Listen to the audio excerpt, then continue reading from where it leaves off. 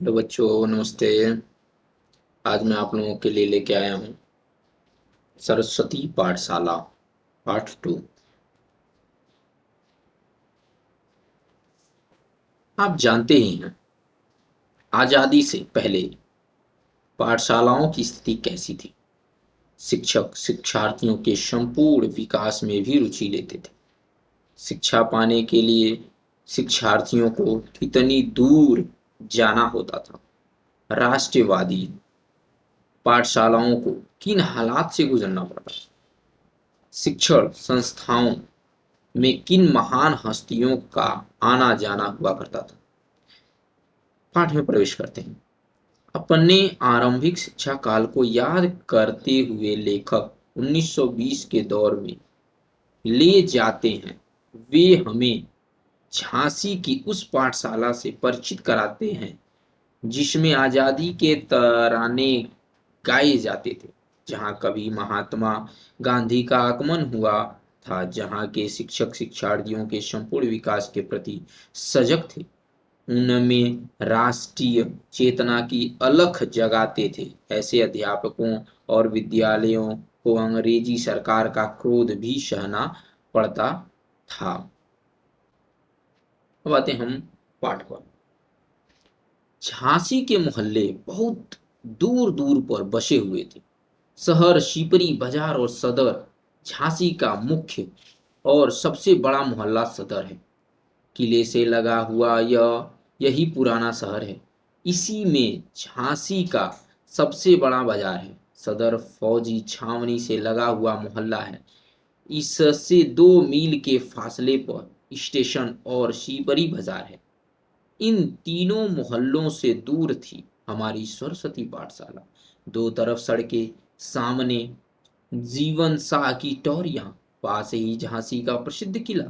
School के सामने छोटा सा खेल का मैदान, कमरों की छत खपरेल की। स्कूल के बड़े हॉल की छत भी खपरेल की।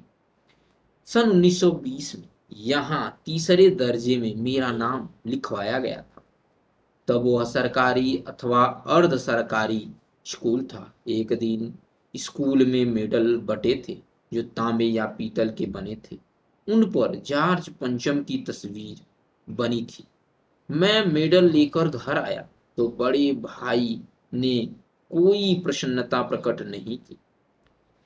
जिन मास्टर साहब ने यह मेडल दिया था वह पूरे अंग्रेज भक्त थे। वह खूंखार मुद्रा में रहते थे। जिस दिन मेडल बांटे थे उस दिन जरूर मुस्कुराए थे। इसके कुछ दिन बाद ही सरस्वती पाठशाला बदलकर राष्ट्रीय सरस्वती पाठशाला हो गई। एक दिन स्कूल के मैदान में विद्यार्थियों और शिक्षकों की सभा हुई और उसमें विदेशी कपड़े न पहनने की प्रतिज्ञा की गई। एक छोटी सी होली जलाई गई। उस समय लोगों ने अपनी गोल टोपियां फेंक कर जलाई। मैंने भी अपनी टोपी उतार कर उसमें फेंक दी। घर आने पर मैंने जो कुछ किया था बता दिया। डांट डपट की नौबत न आई, क्योंकि बड़े भाई का समर्थन प्राप्त था। पाठशाला के राष्ट्रीय होने का अर्थ था सरकार से संबंध विच्छेद। बहुत से पुराने शिक्षक चले गए, बहुत से नए शिक्षक आ गए। गांधी टोपी पहनने वाले जितने शिक्षक हमारी पाठशाला में थे उतने झांसी क्या 2-4 जिलों के कुल स्कूलों में न रहे होंगे। एक बार गांधी जी आए। स्कूल के पड़ोस में बंगला था, उसी में गांधी जी को ठहराया गया। इस बंगले के स्वामी लाला गंगा सहाय थे। इन्हीं के यहाँ मेरे पिता मुनीम थे। लाला गंगा सहाय अंग्रेज भक्त ठेकेदार थे। राय बहादुर का किताब भी उन्हें मिला था। वह सदर में रहते थे। वहीं बहुत से मकान और दुकानें थी। कई किस्म के धंधे अंग्रेजों के संपर्क से होते थे। इसलिए गांधी जी को अपने बंगले में ठहराकर उन्होंने साहस का काम किया था। विद्यार्थी लाइन लगाकर गांधी जी के सामने से धीरे धीरे निकलते और उनके दर्शन करते जाते थे। वह जमीन पर दरी बिछाए बैठे थे। जहाँ तक मुझे स्मरण है, उनके सिर पर गांधी टोपी नहीं थी, वह पगड़ी पहने हुए थे। शाम को शहर में उनका भाषण था। पिताजी मुझे ले गए। हम लोग मंच के बहुत करीब थे। गांधी जी ने बोलना शुरू किया तो लोगों को सुनाई न दिया। पीछे वालों ने जोर लगाया, भीड़ बेकाबू हो गई। पिताजी ने उठाकर मुझे कंधे पर बिठा लिया, वरना कुचला गया होता। सरस्वती पाठशाला शहर में राष्ट्रीय चेतना का गढ़ थी। उस समय एक बार कांग्रेस का कोई अधिवेशन भी हुआ। उसमें भारत के कोने कोने से बड़े नेता आए थे। उसके स्वागत अध्यक्ष क्लिष्ट हिंदी के आचार्य चंडी प्रसाद हृदयेश थे। उनका छपा हुआ भाषण बांटा गया, जिसे मैंने कई बार पढ़ा, पर समझ में कुछ भी न आया।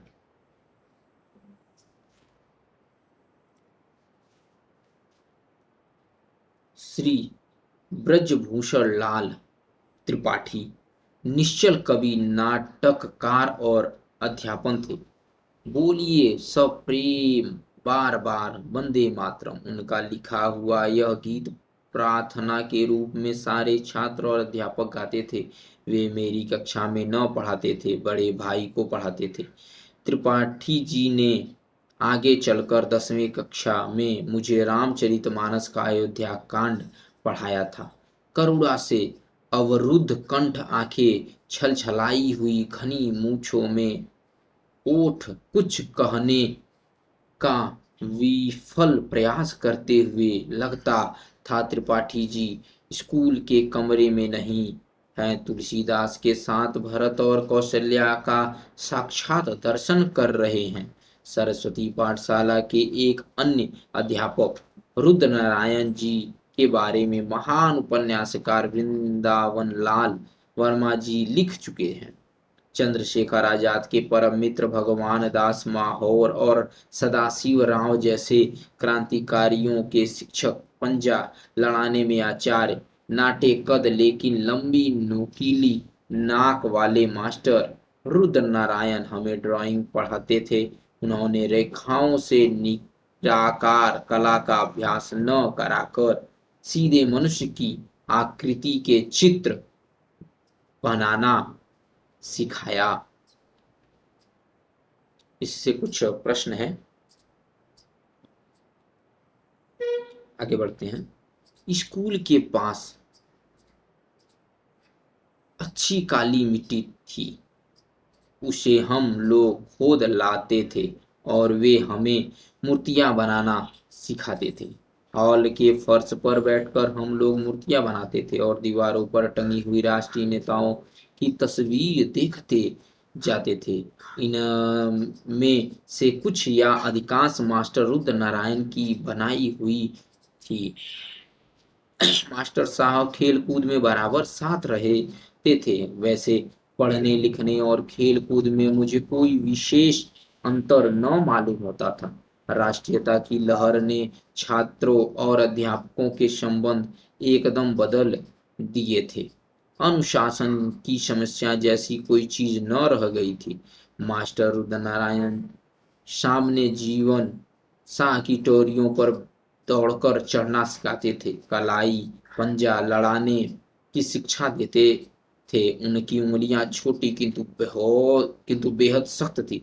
मैंने बाद में भी अनेक बार उनसे पंजा लड़ाया है। मालूम होता था फौलादी शिकंजे में हाथ फंस गया है। एक दिन मास्टर रुद्र नारायण मेरी बनाई हुई एक मिट्टी की मूर्ति देखकर बोले, तुम तो अभी से इतनी अच्छी मूर्तियां बनाते हो, मालूम होता है कुछ दिन में हमसे भी अच्छी बनाने लगोगे।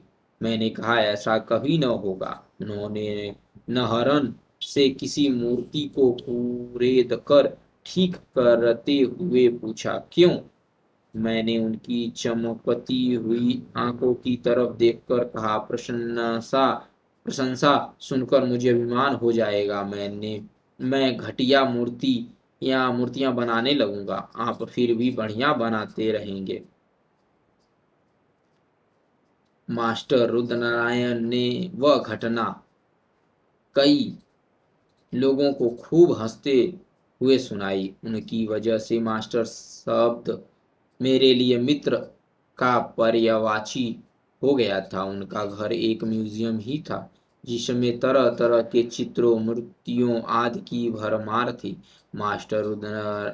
मास्टर स्वरूपनाथ हमें अंग्रेजी पढ़ाते थे। कद में बहुत ही नाटे किंतु पढ़ाने में अत्यंत कुशल। उनकी लिखावट बहुत ही सुंदर होती थी। मैंने उन्हें विद्यार्थियों को झिड़कते देखा हो इसकी याद नहीं। वे सरस्वती पाठशाला छोड़कर मैकडॉनल्ड हाई स्कूल चले गए। जिस दिन स्कूल छोड़ रहे थे, लड़कों के मन बहुत उदास थे। लड़कों ने उनसे कहा, आप दूसरे स्कूल में मत जाइए। उन्होंने बड़े प्यार से सबको समझाया कि उन्हें मजबूर होकर दूसरे स्कूल में जाना पड़ रहा है। हम लोगों को विश्वास था कि सबसे अच्छे खिलाड़ी हमारे स्कूल में हैं। हर नारायण और गंगाधर जहाँ गेंद फेंकने वाले हों, वहाँ किसी भी टीम का जीतना दुश्वार था। हर नारायण शहर के सबसे तेज दौड़ने वालों में थे। गेंद फेंकने के पहले सिर्फ 3 डग दौड़ते थे और इतने जोर से फेंकते थे कि खेलने वालों का अजनबी होने पर अचकचा जाता था। गंगाधर धीरे फेंकते थे, लेकिन खिलाड़ी के पैर के पास गेंद तिरछी होकर विकेट से टकरा जाती थी। लहीम सहीम आकार वाले भीम प्रताप सिंह यथा नाम तथा गुण फुटबॉल के बहुत अच्छे खिलाड़ी थे। सदर बाजार से सरस्वती पाठशाला दूर थी, करीब मील भर। सड़क का रास्ता ज्यादा लंबा था। किले के पास पहाड़ी के ऊपर से कच्ची पगडंडी रास्ता कुछ छोटा था।